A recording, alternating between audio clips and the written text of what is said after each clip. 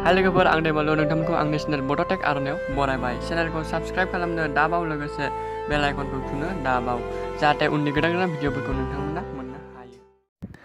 लोगोफोर दिनै जों बे भिडिअनि गेजेरजों सोलोंगोन नोंथांनि WhatsApp एकाउन्टआ हेक जानायनिफ्राय नोंथाङा बोरै बारग'नो हायो।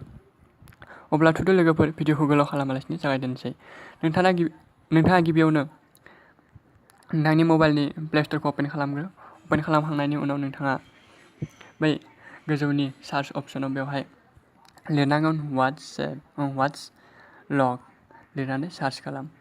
सार्च खालामनायनि उनाव नोंथांनि मबाइलाव बे एप्लिकेशना नुजागोन।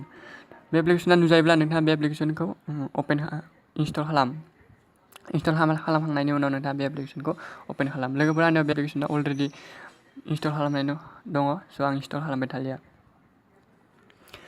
एप्लिकेशनखौ इनस्टल खालामखांनायनि उनाव नोंथाङा बे एप्लिकेशनखौ अपेन खालाम।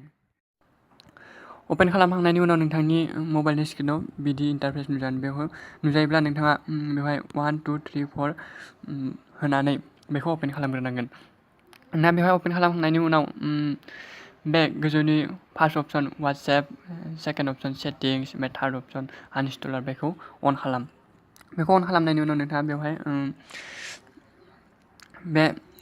बेखौ इन्टारेक्टिभ कभार बेखौ अन खालाम। बेखौ अन खालामनायनि उनाव नोंथाङा बे गोजौनि फार्स्ट अप्शन WhatsApp बे नुजानायखौ क्लिक खालाम। बेवहाय क्लिक खालामनायनि उनाव नोंथाङा बेखौ अन खालामनानै हो। अन खालामनानै नोंथाङा बे अकेआव क्लिक खालाम। क्लिक खालामनायनि उनाव बे गाहायावहाय नोंथाङा गावनि गोसो बायदि पेटार्न सेट खालामना लानो हागोन, नङाब्ला बे पासवार्डआव क्लिक खालामनानै नोंथांनि पासवार्डखौ चेन्ज खालामनानै लानो हागोन। आं चेन्ज खालामबाय थालिया। बेफोरखौ खालामखांनायनि उनाव नोंथाङा बे एप्लिकेशननिफ्राय बेक फैदो। बेक फैनानै नोंथाङा WhatsAppखौ अपेन खालाम।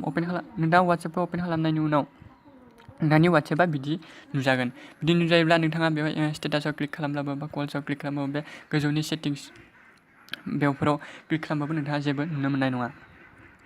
अब्ला नोंथांनि मबाइलखौ सोरबाफोर दाङोब्ला एबा नोंथांनि जेब एबा इउज खालामनो नागिरोब्ला अब्ला जेबो नुनो मोननाय नङा। अब्ला नोंथाङा बेखौ बोरै अपेन खालामगोन? बेखौ नोंथाङा अपेन खालामनो थाखाय बे कर्नारनि बेवहाय खेबथाम क्लिक खालाम। खेबथाम क्लिक खालामनायनि उनाव नोंथांनि WhatsAppआव बिदि पासवार्ड इन्टार खालामनो देखायगोन। अब्ला नोंथाङा जा पासवार्ड सेट खालामदों बेखौ बेवहाय इन्टार खालामनांगोन। अब्लासो नोंथांनि WhatsAppआ नुजानो मोनगोन।